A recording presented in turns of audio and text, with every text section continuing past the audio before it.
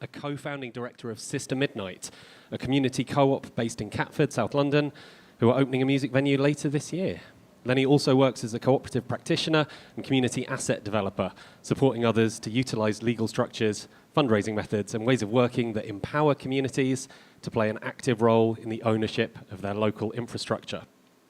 And over on my left is Mike Levitt, the founder of Ormside Projects, a DIY arts and nightlife space supporting experimental music and grassroots creative communities. Please give them all a big hand.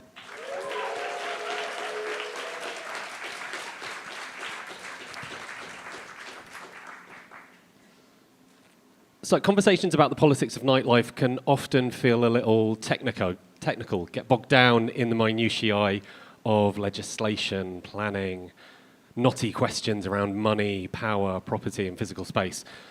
So I wanted to try and reconnect the beginning of this conversation with something more human, something more emotive. The emotive power of the dance floor, I'm sure, is something that we've all experienced at one time or another. So I wanted to ask each of our panelists, what's one meaningful moment from your own clubbing experiences which either inspired you to do what you do now or captured a feeling that means something special to you? Angeli, would you mind kicking us off? Sure. Can you hear me through this? Yeah? Yeah, thanks so much for having me here tonight, and also, yeah, Ed for facilitating. A kind of meaningful and memorable dance floor experience for me is definitely one of my first nights working at a club quite a few years ago. It was a warehouse space in East London that's now been torn down because the area's been redeveloped, so big boo. But it was Inferno. Does anyone know Inferno? A few nods. Yeah, for anyone who doesn't know Inferno, it's like a queer techno performance art night. And so, yeah, one of my first nights working through the whole night, I was still getting the lay of the land. It's a very like chaotic, hectic environment, just like finding my feet. And they always have incredible performances. And one of the performances that night was like in the middle of the dance floor, and the performer was in like a paddling pool full of water. And it was amazing, splashed around, it was beautiful, it was wonderful, it was very messy. And then me and a few other of the people working were like, we'll do the sensible thing, and when the performance is done, we're gonna carry the paddling pool out to the yard to drain it for safety, so that people don't like slip on it. Anyways, that didn't go well. The paddling pool burst in the middle of the dance floor. And then all I can remember is the strobe light going on and me and like two other people trying to shovel water out of the venue. And it was like incredibly disorientating. Really, yeah, like literally couldn't see what we were doing, just like splashing around in the middle. Anyways, all these like fabulous, queer, like techno, gorgeous peoples just like ended up like stomping through all the water thinking it was like an intentional dance floor feature. It was a very good introduction, I think, to what working in a club would be like. So yeah, that's the one, like meaningful, memorable. I don't know where that story draws the line with that one, but it definitely stays in my mind for a while. Meaningful, memorable, and moist. Yes, exactly, yes, thank you. Lenny, how about you? God, I don't know if mine's going to top that, to be honest. I think for me, it's probably like one of the first few times that I went out to Bussy in Peckham. There was like a specific night where me and a couple of my like new friends at uni were just out at the pub, and it was that time where cost of living and the cost of getting into a club was cheap enough that you could just do it on a whim. And we just kind of thought, yeah, let's just go to Bussy and check out what's on there, and rocked up and just had the most beautiful time dancing together. And it was just like such a warm feeling. And I think I had so many nights at Bussy, Soul Train especially, where it was just like the feeling of community there was something that was like still very new to me as like an 18-year-old who's quite fresh to going out. And I think that really introduced me into like just how joyful it can be to be on a dance floor, and really like switch me on to like the power that those spaces have. Amazing, thank you. And Mike, yours. Hey, so I found this question super hard to even like think about, because I feel so many things just kind of blur into different moments and remembering different elements and architectures and details around things. But so I think I'll just maybe say about one experience, which was first moving to London, and this would have been 2005, and having like been listening to like a lot of dubstep that summer and this kind of new kind of sound coming out, and then going to this small club where, for me, it was like experiencing it for the first time in a space that, and the sort of immersion of that, and just the sort of darkness of the club, the sort of the smallness of it, and of course this was like pre-smoking ban as well, so like the smell as well of like the whole place stunk of weed, you know. It's like, and yeah, I think that's sort of a memorable moment to share. A true meditation on bass weight. Exactly. I realised that I haven't introduced myself. I'm Ed Gillett, I'm a journalist and author, and my memory, I had a couple of options for this. I vividly remember going to All Tomorrow's parties and seeing Omar S play the final DJ set of the weekend, and it is, you know, that tension that happens at the end of a set when the lights come up and everyone's sort of wanting to carry on. It's the only time that's actually happened. I'm not sure how or why, but Omar S managed to convince Butlin's security to let him carry on playing for another 45 minutes with the house lights on full. And it really showed me that these spaces are things that we have to fight for. And if you win, the prizes can be substantial and joyous. Moving on to perhaps more detailed questions about the politics and economics and mechanics of nightlife. I wanted to begin by asking about the sort of prevailing narrative around nightlife in London in particular, but in the UK as a whole, that we are in the middle of a crisis, particularly facing grassroots music venues. What do you think is the most commonly misunderstood or overstated aspect of this?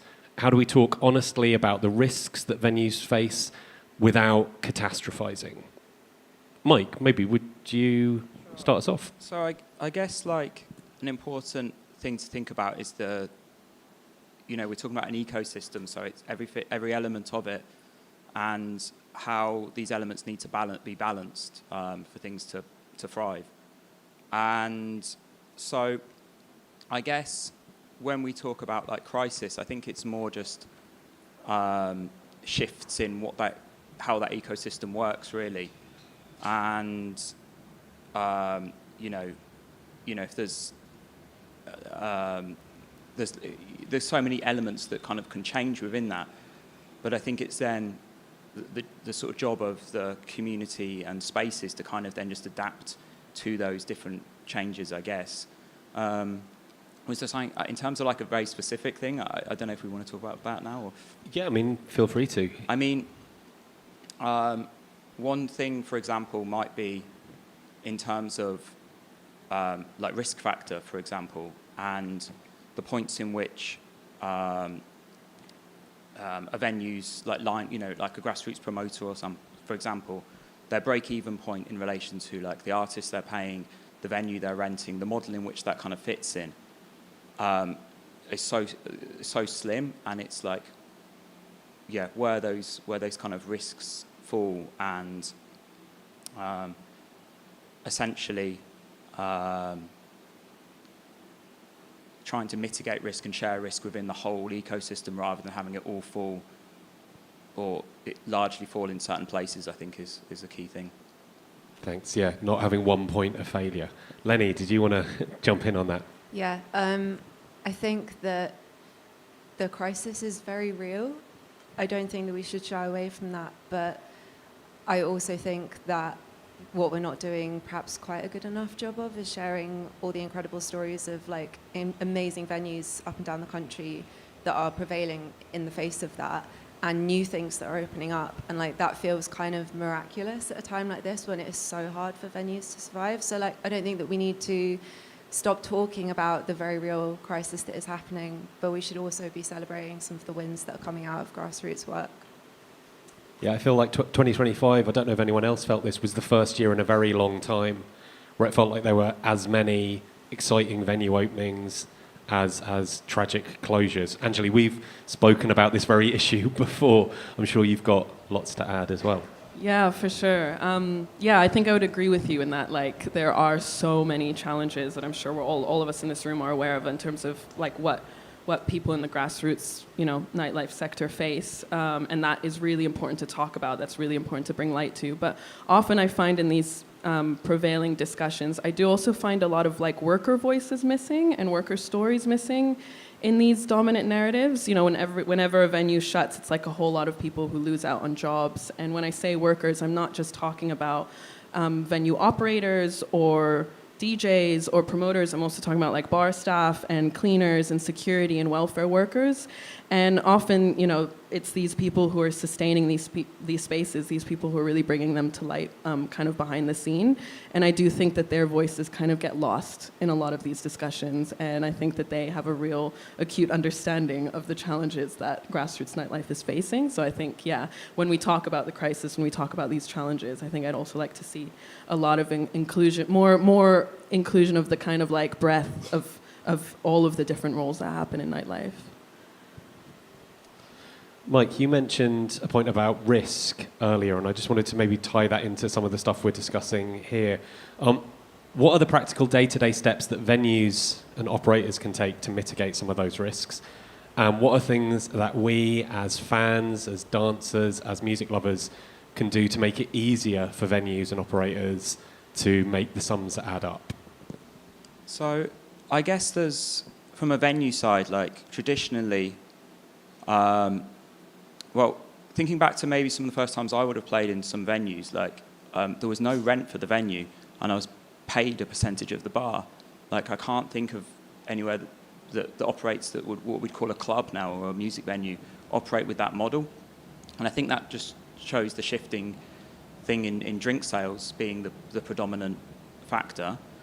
In terms of, and also the fact that a lot of venues have, you know, if they're getting an external promoter in, they will set a bar minimum.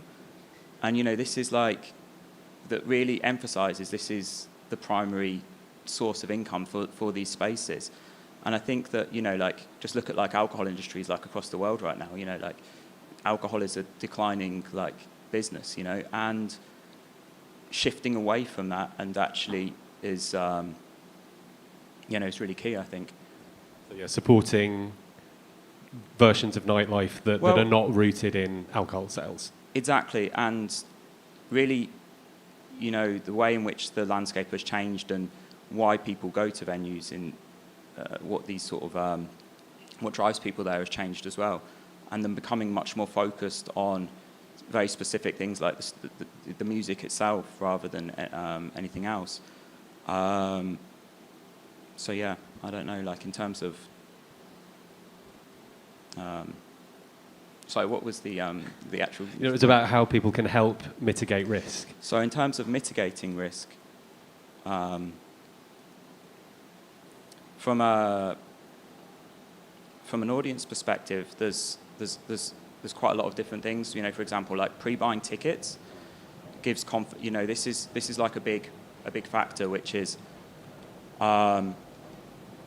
the amount of tickets that are pre-sold versus on the door. You know, like a lot of nights used to run where you had no idea how many people were going to come until the doors opened, and then at the end of the night you counted the money kind of situation versus like the money being able to come in. So I don't know, like I haven't got yeah. No, that's that you've covered a lot of that really excellently.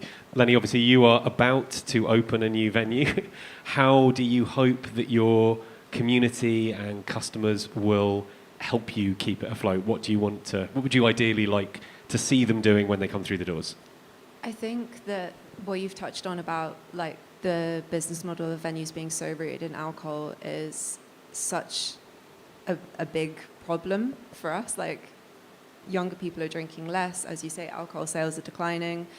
That feels like a really kind of scary time because it is the source of income for venues. And I feel like we always want to try and be transparent with people about how much that matters, and not in a way to like pressure people to drink, but just to say like, actually everyone rocking up early and having their first drink in the venue and watching the sport bands as opposed to going down to the pub down the road makes such a difference to us. But like, it's so frustrating that the ways that we have to mitigate these risks are like rooted in that and encouraging people to come and drink, to trying to take trade away from like other places because we all exist in this ecosystem as you've described. And like one of the things that we have been trying to do through our model, which is like a community-owned, not-for-profit model, is to make ourselves more eligible for different types of funding support. So grants, but also being able to generate money through selling shares in our co-op and people becoming members. And that is like how we've raised most of the money to open our venue. But that also relies on like money being available from grant funders, and those sources of income are like also drying up at a really alarming rate.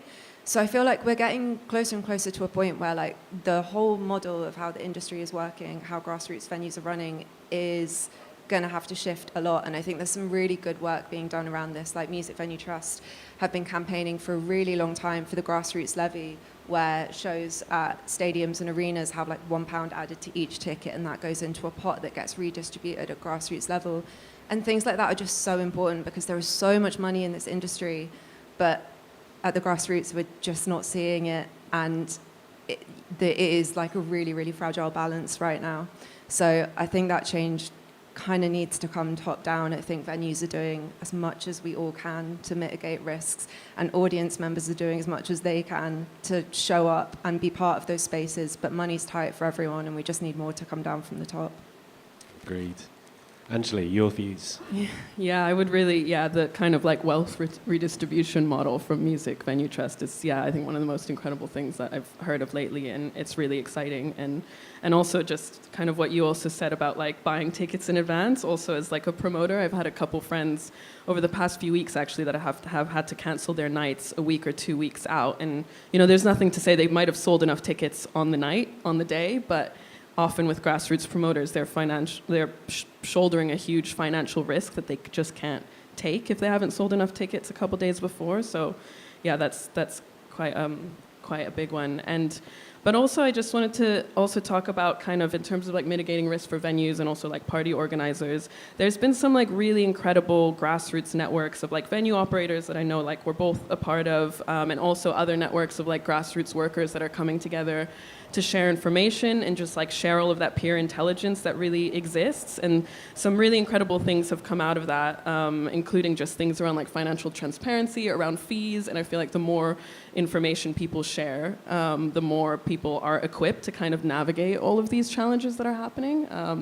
I think I've just found a lot of like beauty in that lately amidst all of the challenges. That leads beautifully onto the next question I was going to ask, which is what the rest of the industry can do. I don't know if there's anyone here who is an artist or a manager or a booker, people working elsewhere in the music industry. Are there things that they can do that maybe they're not doing at the moment that could benefit the rest of the ecosystem? I see Lenny is picking up the mic very quickly. I'm ready. There. Yeah, I have to talk about PRS tonight. PRS, for anyone who doesn't know, is a rights management organisation that represents songwriters, and they collect songwriter royalties and redistribute them to people so that when their works are performed, they get paid for it, which is a fair principle that no one serious is disputing. But PRS collect money from grassroots music venues for having artists perform, and they do it in a way which is incredibly problematic, which they've admitted 9 years ago is completely wrong. So there are basically like, I'm going to try and explain this very top level without getting too deep into it, but there are kind of two tariffs that you end up on with PRS. One assumes that every single artist that plays at your venue is a PRS member, and all of the songwriting royalties go to PRS for that gig. And the other one puts the burden of proving that that's not the case onto the venue, and they have to spend so much admin time on proving that to PRS that they don't really save any money anyway by proving that it wasn't a PRS artist. The reality is that maybe only like 30 or 40% of artists that play at your average small grassroots venue are PRS members. So PRS are collecting all of this money, and then to add insult to injury, their distribution systems are not working in a way that these small songwriters get that money back. So grassroots venues are paying huge sums of money to PRS, crippling amounts. PRS aren't actually giving it back to the songwriters who are performing in these venues. And then when venues try and like say that they're being overcharged, or say that this system is wrong or doesn't work or refuse to pay, PRS just takes them to court and buries them in legal fees. And just to jump in very quickly to give you all the sense of the amounts that we're talking about. There was a research study last year that looked specifically at electronic artists in the UK and estimated that £5.9 million per year was being wrongly allocated. So that's money that grassroots artists should be getting that is being sent elsewhere in the system rather than reaching the people that it should. Sorry to have interrupted, but... No, very good point. So, yeah, I would say to PRS, if they're in the room, if they're going to listen back to this, please, we need those tariffs to be reformed. We need something workable for grassroots venues, and we need songwriters who are playing these venues to actually be fairly paid and get that money. And if you're an artist or a promoter or just someone who loves music, and you want to learn more about this, Mark David, who's the CEO of Music Venue Trust, has written a 4-piece Substack on this, which goes into way more detail than I'm able to here. And I would just say, please talk about it, so that we can put a bit of pressure on PRS to do the right thing, because they said they were going to sort it out 9 years ago, and we've all been waiting, and it's not happening. Right, yeah. One of my many industry gripes, but I'll stop there. Mike, other than PRS, are there other elements of the industry that you think could maybe step up in ways specifically that like the music industry? I guess like the relationship between artist, agent, and promoter, venue. Like typically, like an artist will have a fee in mind, and that fee fluctuates a bit depending on the show, but it doesn't really, for example, take into account so much the size of the venue. It's always a negotiation in these processes, but I just feel like shared risk models in the current climate is the way that, and I feel like agents should just be a lot more open and willing to work with a shared risk model, because it's just not sustainable to constantly have a series of promoters coming through and just always losing money, because it only means a certain type of person can be a promoter. And just to clarify what a shared risk model would mean as a relative layperson here. So, for example, you could, instead of agreeing a £500 fee for somebody, you could agree a £300 fee with a 10% share of profit. And you say our profit point is at 75% of the club full. And then, because generally speaking, like in events, like most people, or certainly people that I know that doing events, they're not building them to make profit, they're building them to break even. And so like a few small fluctuations, it can be the case of 10 or 20 tickets, can really make a big difference in those sort of scenarios. The average profit margin for a grassroots UK music venue, according to the Music Venue Trust, is 1%. So on average, the entire physical infrastructure of grassroots music is operating within an accounting error's worth of going bust. And that's up from 0.5% on the last year's report. That's an improvement. That's something to celebrate, which sort of shows you where we are.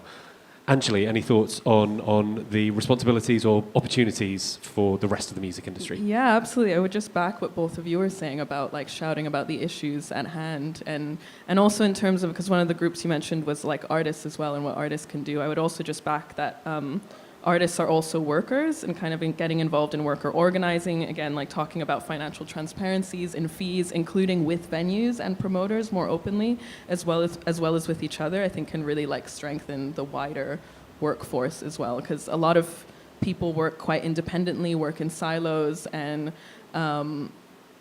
I think that just causes a lot of issues around where money is actually being funneled to, whether it's PRS, which sounds like a lot, or kind of elsewhere, or an exploitative employer.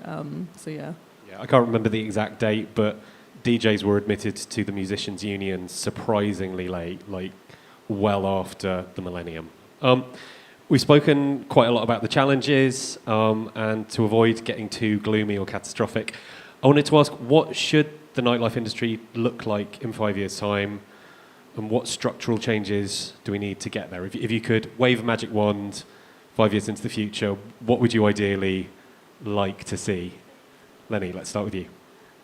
More community-owned venues, no VAT on tickets for all cultural events, business rates exemptions for all independently owned venues, and just more funding, just core government funding so that people can take creative risks. Short and to the point. I love it. Great. Angeli. Yeah, definitely more community-owned venues. Also more worker-owned businesses, more worker cooperatives, like Pie House is a co-op, and I think Sister Midnight is as well. Yeah, so I think more of what you're doing, basically, I think would be amazing. And also more worker organizing. Again, nightlife is like a really ununionized sector. And when I did research for my book, I collected a lot of worker testimonies and stories. And there was just a lot of workers who were falling through the gaps, who were incredibly exploited, having a really hard time falling through the gaps of the existing kind of worker support or union networks. Including a couple months ago, I was attending a panel on queer nightlife, and there was a member of the nightlife task force on the panel who just kind of blanket said, we can't unionize as nightlife workers. And as someone involved in union organizing and knowing a lot of that work on the ground, that was really disheartening to hear, but also I think really signifies a big misunderstanding of our work in nightlife and what we do. And there's like plenty of examples.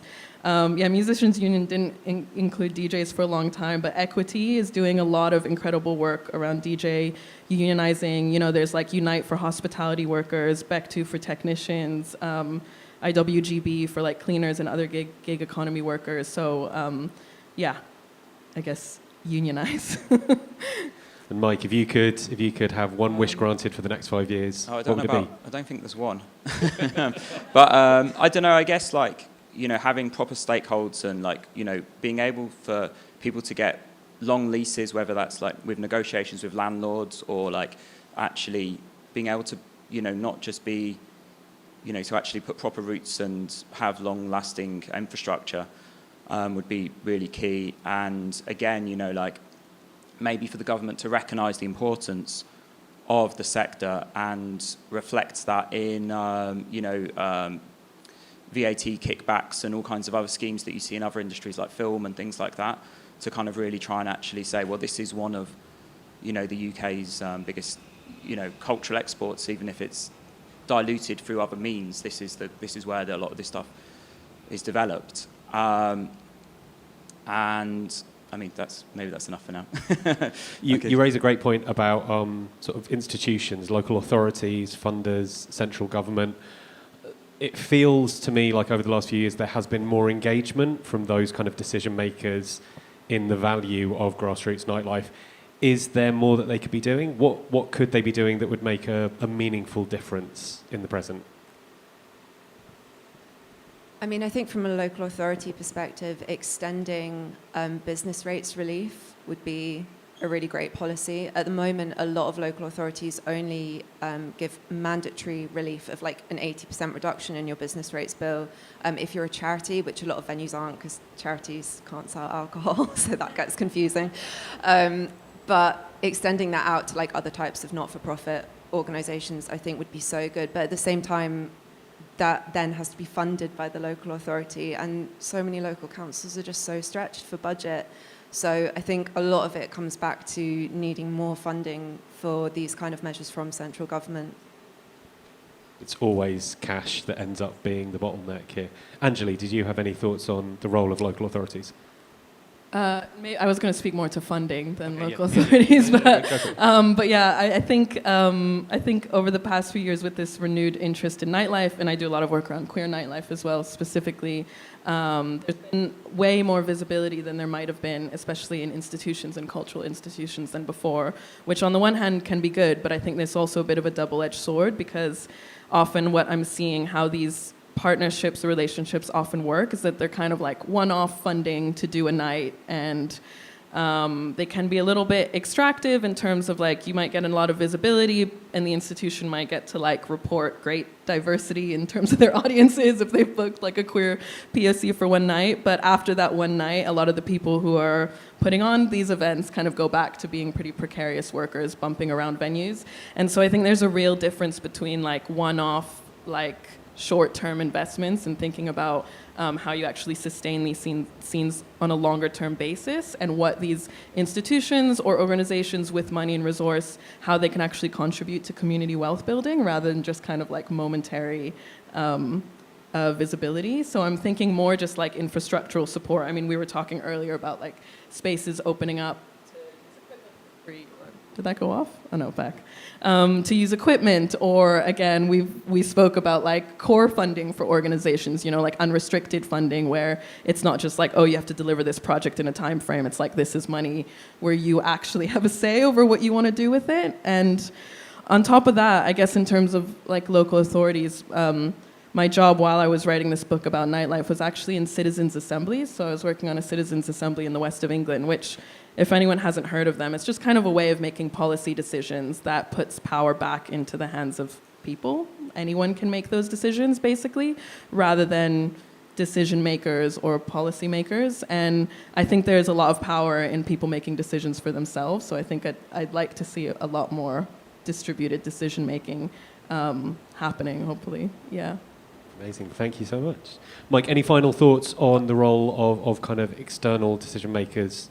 Well, I guess in relation to councils, you know, they're kind of the gatekeepers to licensing and things like that. So making things more, like actually just the process more accessible and open would be a really good thing. And also the actual councillors and people in there actually somehow having more knowledge about actually what, you know, venues are and third spaces. You know, like they're very much quite blinkered to their understanding of what a modern venue might actually do. And then I guess also protection, so making it easier to start venues, and then existing venues trying to provide protections in terms of like not just allowing housing to be built really close to it, and all these other things that, you know, the sort of safeguarding that a council should really be doing to protect its assets in its area, really. Yeah. Yeah, and actually just picking up on something you said earlier about like being able to lay down roots and like have spaces long term as well. Something that the local councils can do is community asset transfers. Like it doesn't cost them very much to transfer a building into the ownership of the community, and it just gives that reassurance that we're going to have spaces that we can collectively build for the long term, and I think that's such an important part of it as well. Yeah, completely agree. Mike, your point about councillors maybe not necessarily understanding the intricacies of nightlife. I don't know if anyone else has any thoughts on this, but what's one thing that people outside the nightlife industry don't know that you would like them to know?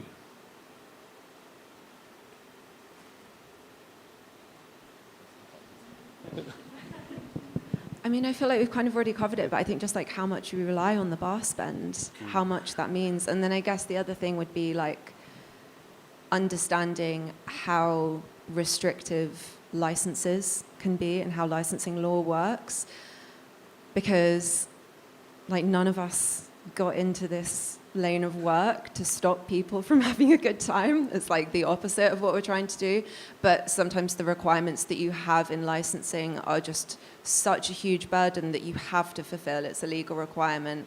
And I think it can sometimes just, it's counterproductive to a lot of times to people having a good time, but I think it can make venue owners look kind of mean. And it's not our fault. Yeah, I would also just say, again, kind of going back to what I was talking about earlier, but like the real breadth of the like worker ecosystem. Again, when we talk about nightlife workers, it's not just DJs, it's not just even promoters or venue operators. There's like so many different roles that really make up a night out, and a lot of these roles are really, really invisibilized, and I think they ought to be made more visible and talked about a lot more. And again, I was just thinking about my list of unions that I was talking about earlier, and I just also wanted to add that like welfare workers are also like a really important part of a night out, and there is, as far as I know, there's also like a burgeoning welfare union. So again, there's so many roles that are more behind the scenes that are like really crucial and essential to us having fun on a dance floor, basically. Yeah. Thank you. And Mike? I guess maybe just the amount of work that goes in behind the scenes. You know, like you might have a 5 or 6, you know, a 6-hour event on a Friday or Saturday, but there's continual hours of work that are going in the week to kind of, you know, all of the conversations around the technical requirements of artists, you know, just the actual booking, the cleaning, the maintenance, there's like a huge amount, a wealth of like hours that are spent just for that one 6-hour event to happen. I think maybe is something that maybe a lot of people don't realise happens behind the scenes. I wanted to ask a little bit about where you see our current moment in relation to the kind of immediate past. There's been a lot of changes in how nightlife is talked about, how it's governed. Have there been kind of positives over the last few years, in addition to all the challenges that we've discussed? Do you see the trajectory continuing to be positive in certain ways? Are you optimistic about the future, as well as being, aware of the challenges, potentially a little pessimistic? Is there reason for hope at the moment? Yeah, gotcha. There's some really amazing things happening. I feel like we've seen so many more community-owned and worker-owned spaces popping up, which I just think is so great. We've seen since the pandemic, I think pre-pandemic, maybe like only 17% of grassroots venues in the UK had ever accessed public funding to support their work. Post-pandemic, that's now above 70%. So people have like learned this skill of how to apply for funding and get that into their work, which is just incredible. Music Venue Trust are doing incredible things, like I've already highlighted the Grassroots Levy, and that funding's starting to come through now, which is amazing. But they also launched Music Venue Properties, which is like a nationwide scheme where they are raising funds through a community shares model. So it's like a community-owned entity that is buying up the freeholds of existing venues and then leasing them back to the existing operators on more secure terms. So those spaces are now like protected in perpetuity, which is amazing. So I think there are really positive changes happening, and there's brilliant ideas out there, and we do just need a little bit more money to keep these ideas moving. But the change is coming. I feel really optimistic, to be honest. Anjali, do you share Lenny's optimism? Yeah, I also feel surprisingly optimistic. I know we've spoken about this, about like maybe this is a big year for clubbing, But yeah, I mean, along with all the amazing things you've listed, like, the reopening of the Friends of the Joiners Arms, opening of Sister Midnight, the opening of a lot of community-owned venues is really exciting. But also in the past couple of years, I think first through the pandemic and then also with the Palestine Solidarity Movement and a lot of DJs boycotting major festivals, I think compared to when I first started in nightlife, people are having like real conversations and like taking action around corporate ownership of our spaces and festivals. And I think that's a really positive and exciting development. And again, I think a few years ago, those discussions weren't necessarily happening with the same urgency and the same kind of like velocity.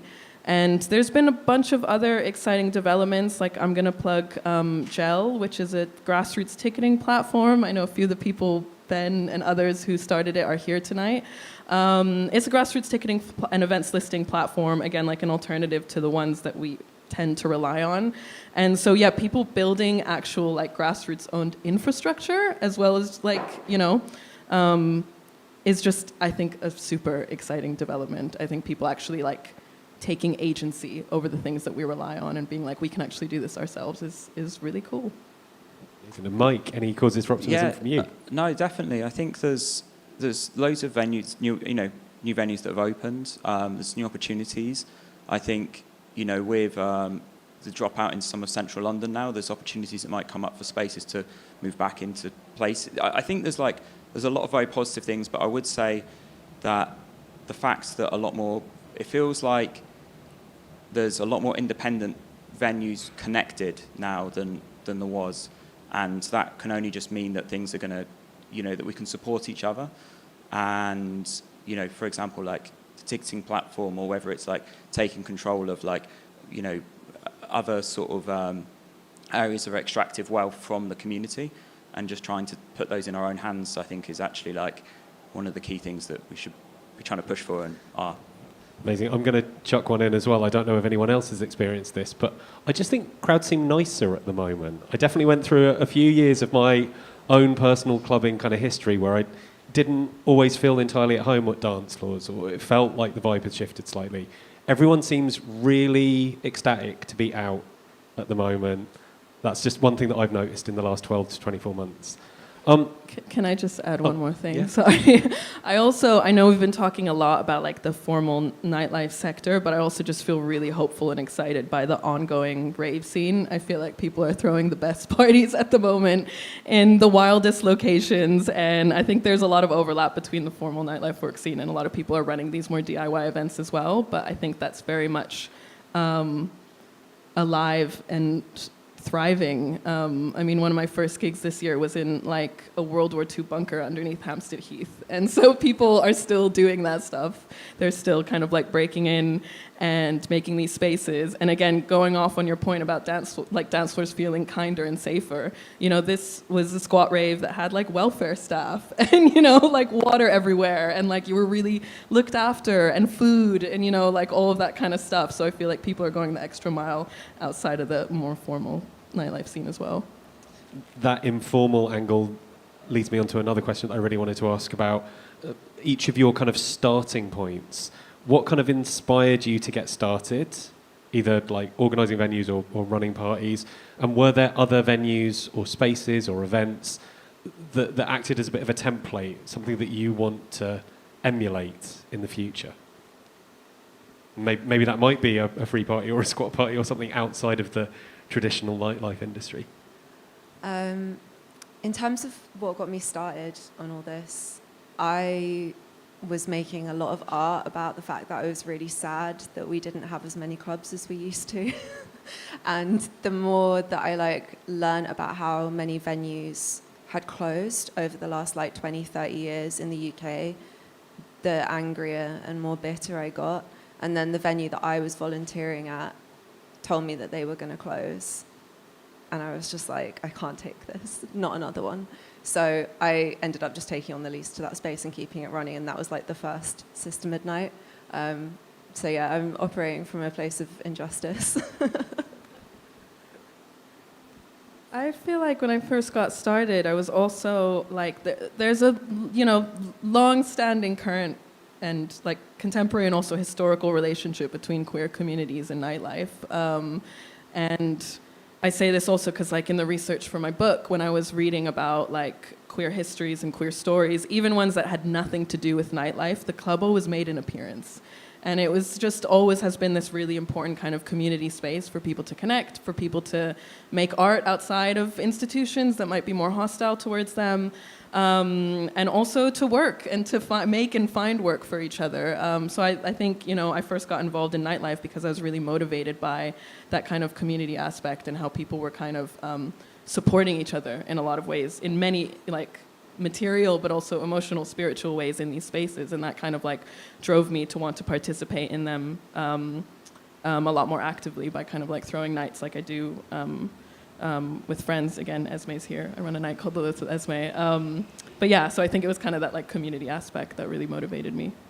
Lovely. And Mike, were there any antecedents for Ormside that really inspired you? Well, I guess like the driving force for me would be like this sort of just collective immersive experience, being the wanting to be around that, involved in it and facilitating it as the driving force behind it. And then everything else is kind of just making it happen, all the mechanics of it. And where that comes from, I don't know, but but that's where we are now. I guess it's a sense of community, right? Yeah, but I think it's also this sense of like, I think there's just this primal thing of, you know, like you can listen to music on your own, but there's something about experiencing intense music around others, but not necessarily, you don't necessarily need to be talking to those people, engaging with those people. It's like transformative or something, and I think that's what, and I think going back to how as the landscape has been shifting, I feel like maybe, and going back to your point about saying people in clubs are better or something, I don't know, like maybe it's that things are becoming more focused again with as things become less commercially viable, maybe for that they focus more on what the core elements are that they are or something. Yeah, it definitely feels like there's a real sense of urgency for these spaces now, right? Like it's still a place to go out and like have fun and make memories, but I think we're all like really feeling how important these spaces are and like creating and like holding communities together, and it's just so desperately needed. I wanted to, just for our final question before we open things up to the floor, I wanted to ask about that idea of community. It's a word that comes up very, very often in nightlife discussions and often means a million different things to a million different people. What does community mean to you, and how do you distinguish true grassroots community from community as a branding exercise? Anjali, maybe we could start with you. Yeah, sure. I feel like for me, again, community is this kind of like slippery, broad word that can be used and misused or used in so many different ways. But I think when I really think about it, I think it's about like ownership and like decision-making power. Like if you're in a space who's actually making decisions about what's happening in there, how it's run, are the people who animate the space, who bring it to life, actually involved in those decisions? And to me, that is more of a community space. So like venues that are community owned, that's a community space because people have actual decision-making power in those spaces. And also, I guess the same thing around ownership. Who's owning it and where is the money being funneled to? Is it going back into the community or is it funneling up to, I don't know, PRS or somebody else? So for me, that's what distinguishes it. And I think, looking at kind of that, like where the wealth is going, where the power is really key to kind of picking apart our kind of overuse of this word community at the moment. I'll always remember I was in a community space in Edinburgh called The Forest, and the guy behind the bar called time, and someone said, "Why?" I said, "Well, because I need to go home." And this person said, "Well, I'll do it." And so they trained him up to run the bar, gave him the keys, and the place got to stay open, which to me just feels like that's what we should be aiming for when we talk about community, the idea that anyone could just step up and help run it if they so chose. That's so beautiful. I love that. Community is such a difficult word. I've been thinking about it a lot recently. I feel like it just has a lot of different meanings. And in my head, I feel like there's two very distinct sides to it for me. There's like the community, which like in itself, that's like a thing to explore, but it's like talking about a group or groups of people. But then there's also like community as a practice, and I think that's kind of what you were touching on. Like I see it as a practice of like solidarity and connection and sharing, and it's like a thing that you do actively rather than being about like just a certain group of people. Because I think people can hear the word community and like think that it's not for them, that they're not part of it. It can be quite an othering term. And so I'm kind of like trying to reframe the way that I use it to be that more active sense of the word. Emma Warren, an author who I'm sure some of you will be familiar with, likes using the term musicking to talk about being involved in music. Maybe we should turn community from a noun to a verb and think about communitying as well. Mike, what would communitying look like at Ormside? How would you interpret that? Well, one thing, I mean, say for example, you come to the door, I'll talk about it as more a general venue rather than Ormside, but you come to the door person may have played at the venue the night before. You enter the space, there's people that you may know, you may not know, but everyone there is funding through their door entry and their sales at the bar. They're contributing towards sustaining this thing, but they're also like decision makers in it, because if they hadn't bought those tickets, there's kind of like some sort of, there's different layers of like the input the community have to these things, and how these sort of things are shaped. Because I guess one thing I was thinking about just now when we're talking is the difference between when we say like a scene and a community. Like what does that look like? So we might say like the London art scene, but we don't like say the London art community. But we talk about grassroots London music communities around spaces, and I think that is down to a financial thing, because it's bottom up rather than top down.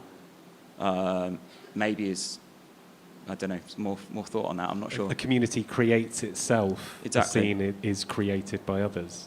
Yeah. I feel like that's an interesting place to pause things. Is there anyone in the audience? I believe we've got a couple of roving mics. Is there anyone in the audience who might have a couple of questions for the panel, please? It's quite difficult to see, but if you raise your hands... Oh, we've got... House lights, brilliant. Oh, we've got a gentleman at the back there, I believe.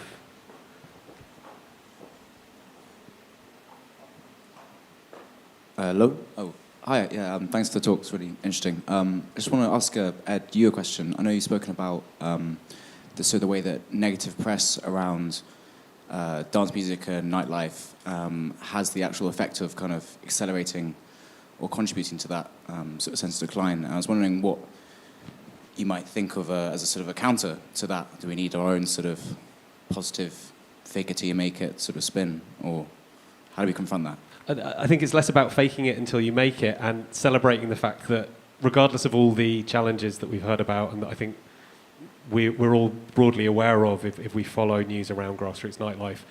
It's celebrating the fact that despite all of that, people are still doing incredible things against the odds in many circumstances, or creating kind of new odds for themselves. And there's so much exciting, vital, positive stuff happening, and focusing on and celebrating that rather than reacting negatively, I think it's not about pretending that those problems aren't there.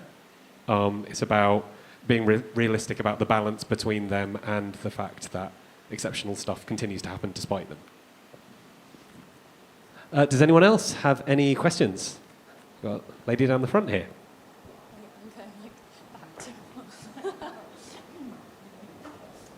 Thank you all very much. Kind of related to some threads that have been woven through the discussion. My question is that nightlife, grassroots or otherwise, I think has a certain reputation in wider society.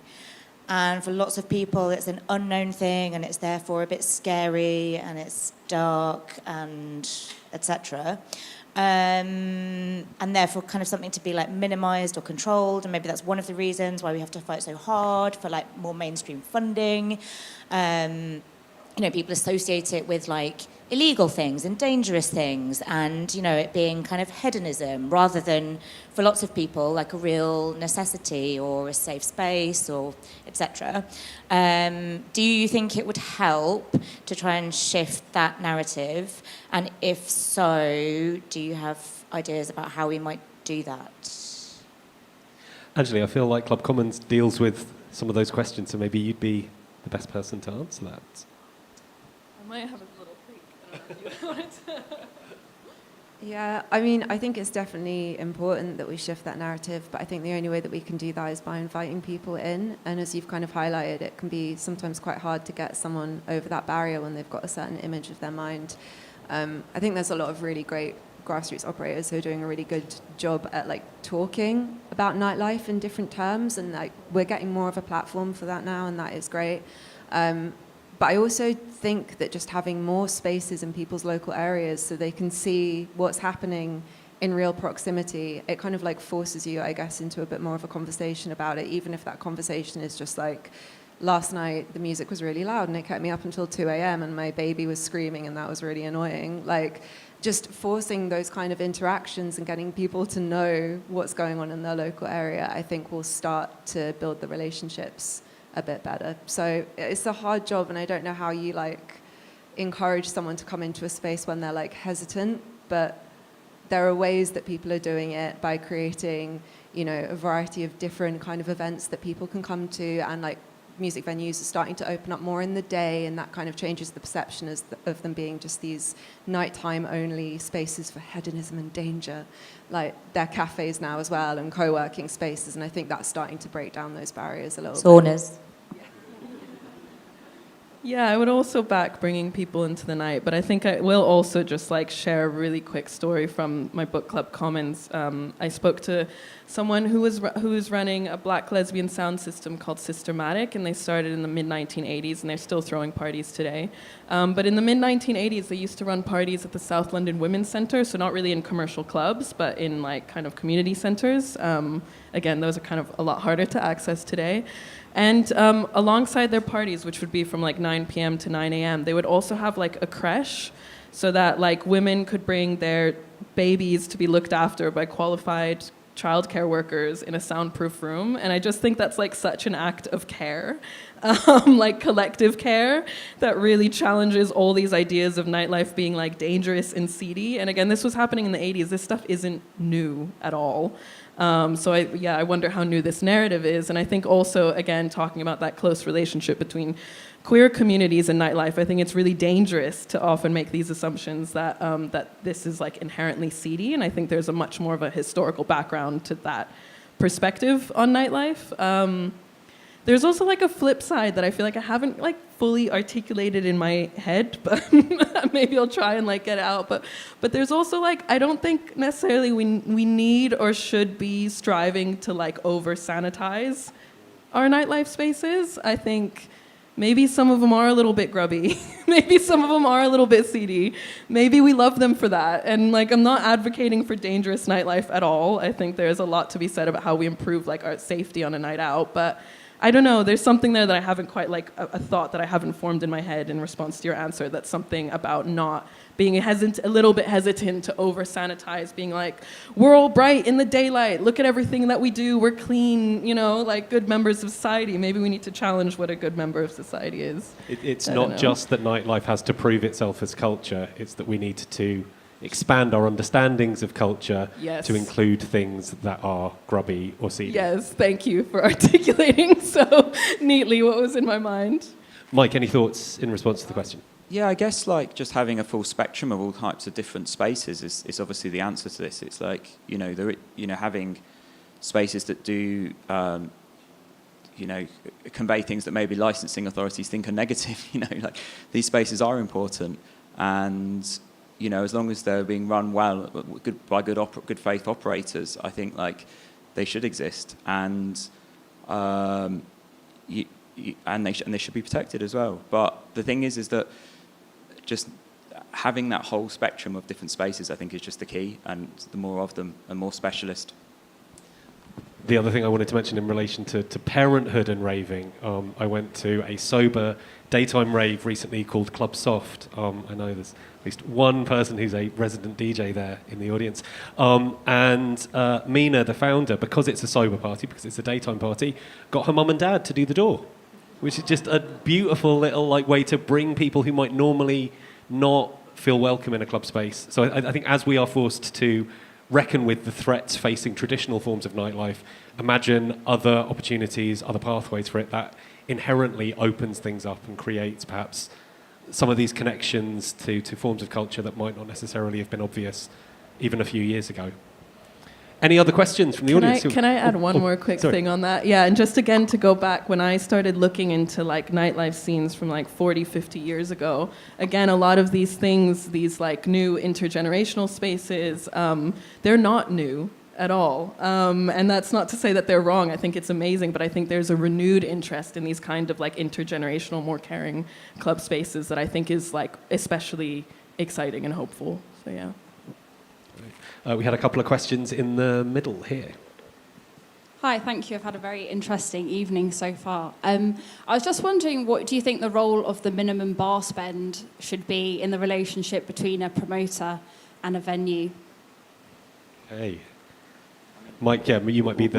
We don't have a minimum bar spend at Ormside, just to say, like, we sort of structure our rental model where we actually give money back off the rent as it goes past a certain point, which I think is a better way of doing it. And, we've been running for 10 years, so it's worked. So that's my opinion on minimum bar spends. I think it's a bad thing. So yeah. Lenny, will Sister Midnight be operating a minimum bar spend when you open? I don't know. We haven't talked about it yet. I'm still trying to figure out how we fix the roof. I would say that I agree it's not conducive to creating an environment where people can take risks and grow and learn and fail sometimes, but the way that a venue's finances are balanced is so that they're not doing that because they want to make it the case that everyone has to come and run a completely successful night and there's no room for failure because they think that failure is bad. It's because one bad night is the difference between them being able to pay their staff or pay their rent or not. And so I'm just going to bring it back to money again. If venues had more funding, they would be able to take more risks. They would be able to create the conditions for people to come in and try things. And I think every good grassroots operator actually wants to do that. It's just that we're so limited by the current conditions. There was a question in the middle there as well. Hi, Daniel from Happening. I think it's been really interesting hearing the sort of picture that you've painted about the sort of fragile and intricate relationships that all of us who work in venues have to sort of tend and take care of on a daily basis. But the relationship we haven't really talked about yet is between grassroots venues and all the other venues, whatever the kind of opposite term is for everything else. And I'm wondering if on the panel you can talk about your experiences of that relationship. I'm thinking about Fabric, for example, or sort of large, long-standing, successful venues and organisations. What your experiences are of that relationship, whether you think there's more that can be made of it, and also, I guess, whether you think there's a responsibility for some of those venues to support grassroots venues, because grassroots venues often become feeder venues further down the line. Who'd like to go first on that one? Yeah, I mean, it kind of feels like those larger venues above a grassroots level are just in a different world sometimes. It feels like that is another industry that we just don't even really have a relationship with. But I think I touched on the grassroots levy earlier, and I think that's a really important way that we can kind of build a relationship and build a more explicit understanding that the kind of artists that we are helping to develop in grassroots venues are the people that end up playing massive stadium shows, and there needs to be more of a relationship between the two. So I think that's the answer for me. Like we have some people in the industry who own a lot of the infrastructure and who are making a lot of profit off of that, and they should start paying it back.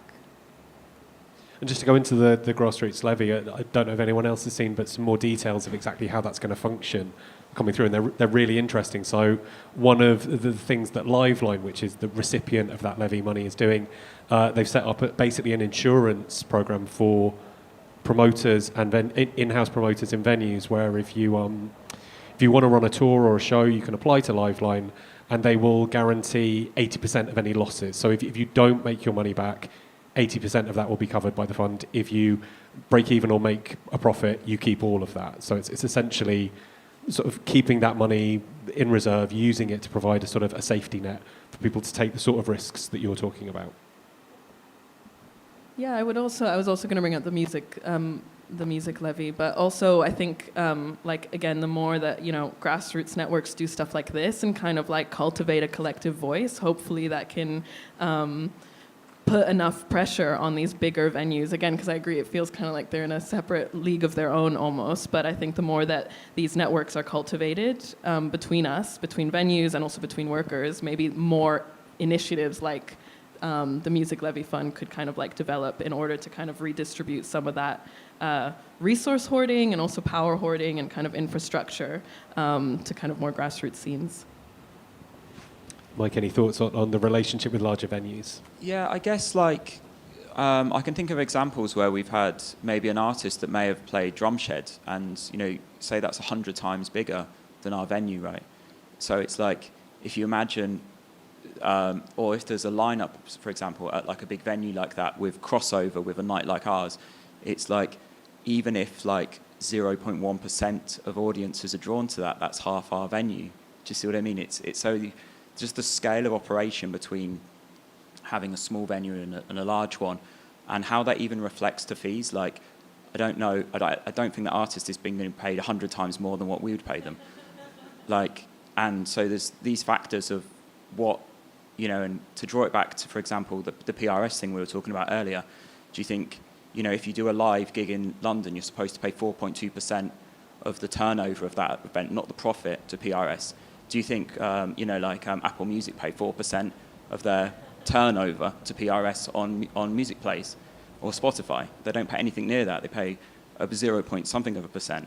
So I think like this is one of the key things, which is the only way these large operators are able to operate is because they don't operate on the same rules as a smaller venue, because they're able to negotiate these like really cutthroat deals with so that's one of the key things. And that's why, like going back to what we're talking about, it's all about smaller venues linking up to try and take those on. I'd completely agree. I would add one more thing, just as a music journalist, the narrative around nightlife spaces, I think, has evolved a lot in the last 5-10 years.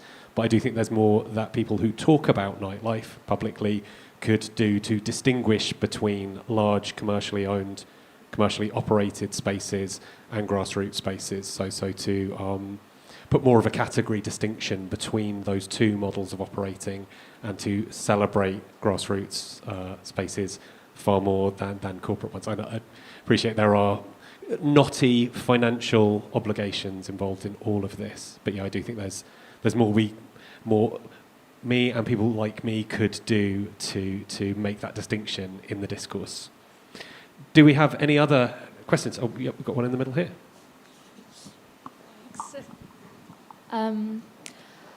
I wanted to ask a question about, you kind of talked about how, sorry, it's so scary when so many people are looking at you.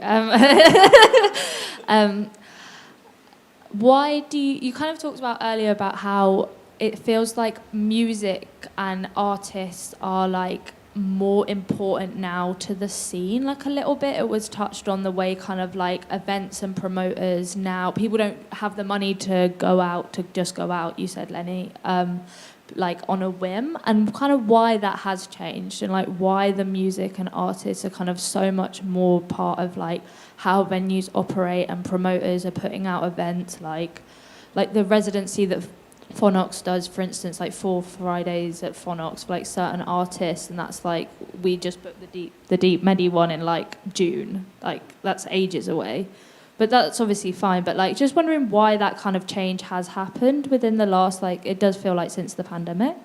And also thank you for mentioning Bussy, because like RIP big time. I know, so sad, I miss it, I want it back. I think that it feels like there's more solidarity now between like artists, promoters, venues, labels, like working at a grassroots level, because it is just so tough for everyone. And I feel like especially in the pandemic, like we all had a lot of time just to sit and think about it, and the venues weren't there, and we all really felt the lack of those kind of spaces in our lives. And so I think as we've come back out of that, people have been a lot more willing to talk about the issues, because, you know, in the pandemic, before we had cultural recovery funding, before the government was doing furlough schemes and stuff, venues were just having to put out crowdfunders and say, you know, we've just been told by the government that we have to shut, but we've got no way to pay our bills or to pay our staff. So we had to suddenly get really transparent about what the realities were. And I think that's like a little bit of a mindset shift that has persisted after the pandemic, which is so great. And now, you know, things are getting even tougher. Cost of living, like rents going up for venues, everything's getting harder, and out of necessity people are having to work together more to keep these spaces open. And so I think there's a recognition now that we're all invested in them, we're all part of an ecosystem. If the venues go, the artists don't have jobs. If the artists go, the venues don't have anyone to come and play there. Like, you know, it's all interconnected. And so I think there's just a big feeling of wanting to pull together and make it work as best we can right now. Angela or Mike, any thoughts? I was just going to add, historically, in terms of the place that dance music is occupied within the overall kind of UK cultural ecosystem. 20 years ago, like going out dancing in a club was what you did. It was the primary site for kind of youth culture and youth social interaction. I feel like that role has sort of been superseded by social media in the last 10 to 20 years.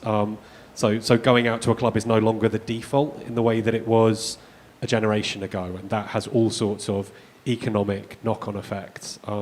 I'd say that people engaging with club culture and dance music now do so with slightly more intentionality, and that, I think, is why you see, you know, events being announced so far in advance, in addition to the economic pressures on venues to get ticket sales in early so that they can guarantee those events go ahead. But yeah, people are more actively engaged with how they consume this culture, rather than it being something that you sort of do almost by accident while you're trying to do something else, if that makes sense.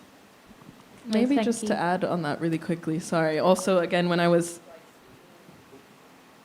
Did I turn it off? Oh, it's back on. When I was speaking to people running nights, again, like before I was born, there was a much broader range of spaces available to run nights that were not necessarily commercial clubs. So again, most of the people, when they were running queer, like grassroots queer nights in the 80s and 90s, were doing in squats before residential squatting was illegal. And also in community centers that were actually set up to run nights. So again, I think that's like another real big difference between then and now. Most of the spaces we have now to throw these kind of events are commercial venues, which I think does kind of change the focus and emphasis on a night in some ways. Thank you. Maybe one more question. Any other questions? Okay, so we've got maybe just these. So this gentleman at the front, the woman in the middle, and then, yeah. Hi. I'm interested in, these grassroots venues, and they have this curatorial control, right? And I'm wondering, like, how you balance, like, having a sort of consistent artistic program that you feel like aligns with your vision for the club, and then taking on nights that potentially are a bit lame but make loads of money. Because I know out with like Fold, for example, like you'll go sometimes and it's not a good party, but like obviously there's lots of people there.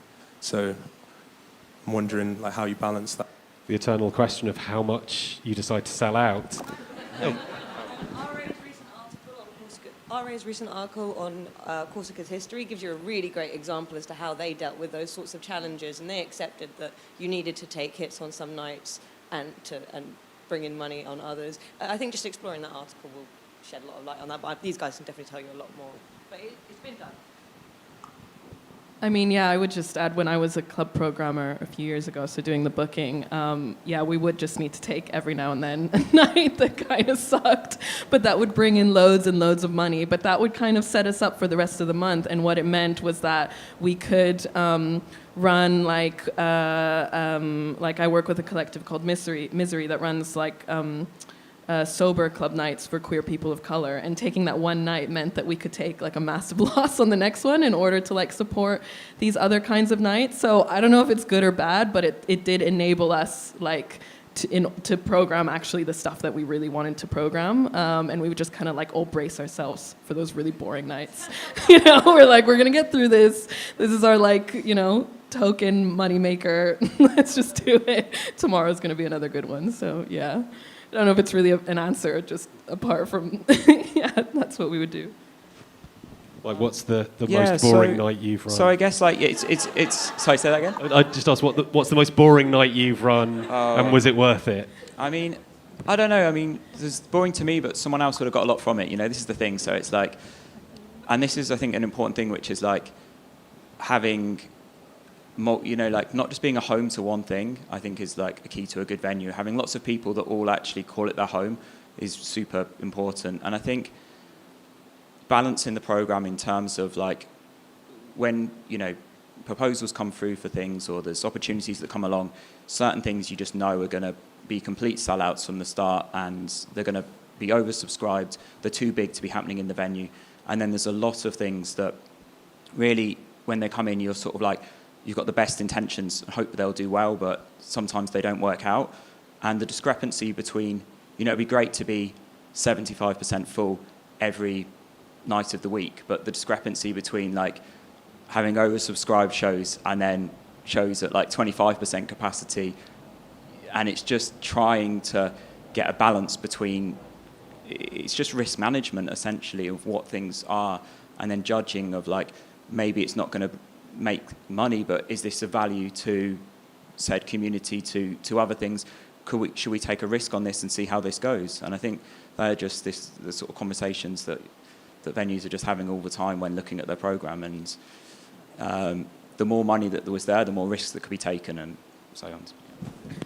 I would also just add one thing. When I was speaking to people for my book, I was speaking to queer nightlife promoters, and actually something that did come up a lot in terms of like, as a programmer or booker, like balancing money-making nights and more community-oriented nights, is that often, both in the past and now, a lot of like queer nights would face a lot of barriers in terms of getting like a Friday or Saturday night, because programmers might assume or make the assumption that they're not going to make enough money, and it's kind of hard to tell if that assumption is based on, I don't know, reality and like experience of the venue, or kind of just other assumptions about a particular community or night. So I think it's like a fine line to balance there, and sometimes it can go really well in terms of booking one night so you can book that community night. But I do think from the conversations I've had, some people in those decision-making roles might, have hidden behind kind of financial incentive just to kind of not really book a really great night.